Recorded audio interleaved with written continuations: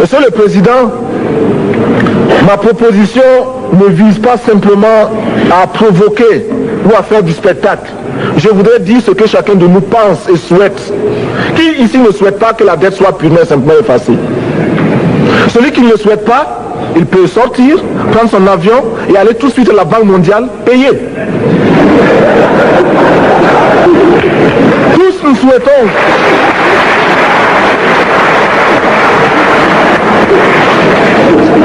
ma proposition n'est pas non plus, je ne voudrais pas que l'on prenne la proposition du Burkina Faso comme celle qui viendrait de la part de jeunes sans maturité, sans expérience.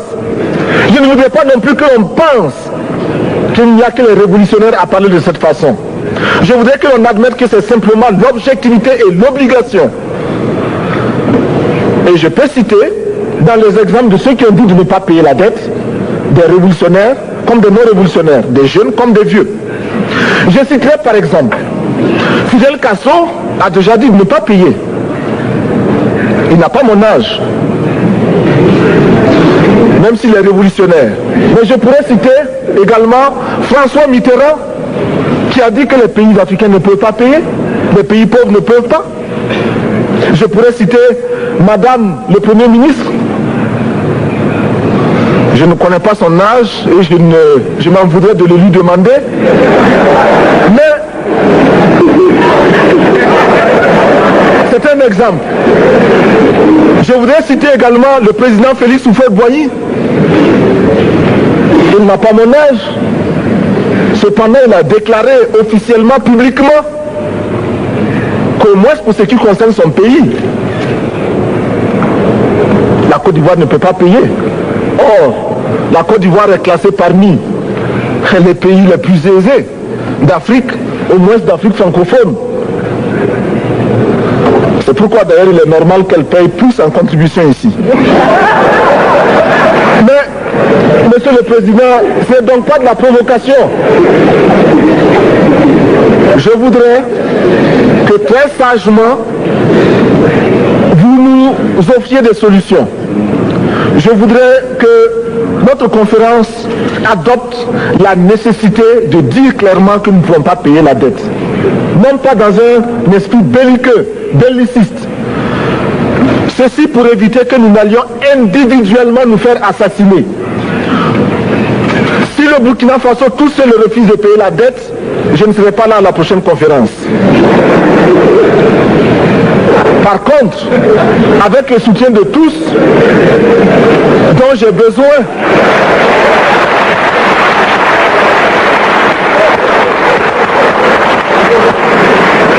avec le soutien de tous, nous pourrons éviter de payer. Et en évitant de payer, nous pourrons à notre développement. Et je voudrais terminer en disant, chaque fois qu'un pays africain achète une arme, c'est contre un Africain. Ce n'est pas contre un Européen.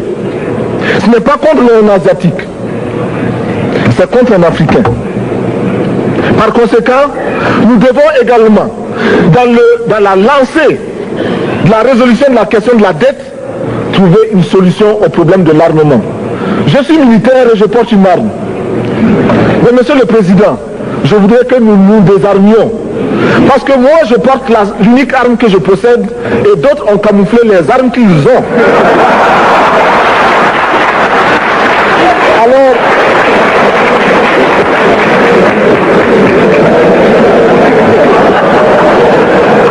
Alors, chers frères, avec le soutien de tous, nous pourrons faire la paix chez nous. Nous pourrons également utiliser ces immenses potentialités pour développer l'Afrique, parce que notre sol, notre sous-sol sont riches. Nous avons suffisamment de bras et nous avons un marché immense, très vaste, du nord au sud, de l'est à l'ouest.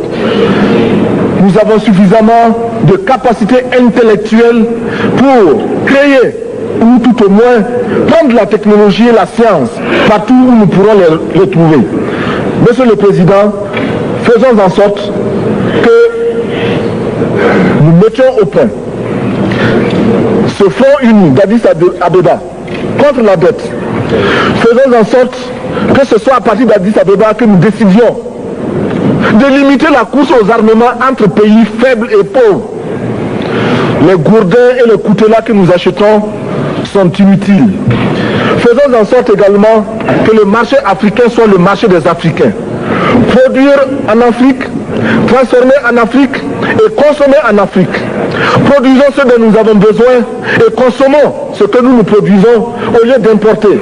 Le Burkina Faso est venu vous exposer ici la cotonnade produite au Burkina Faso, tissée au Burkina Faso, cousue au Burkina Faso pour habiller les Burkinabés.